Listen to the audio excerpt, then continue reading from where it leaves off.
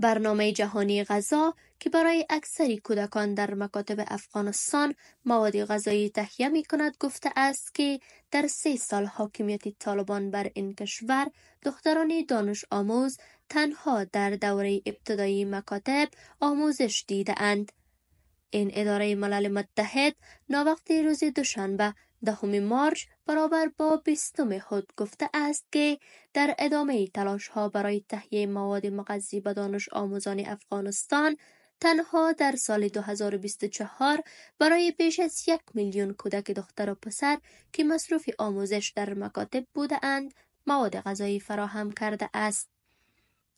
برنامه جهانی غذا گفته است که این کمک های غذایی به همکاری شرکایش در سراسر افغانستان به دانش آموزان دوره ابتدایی در این کشور توزیع شده است.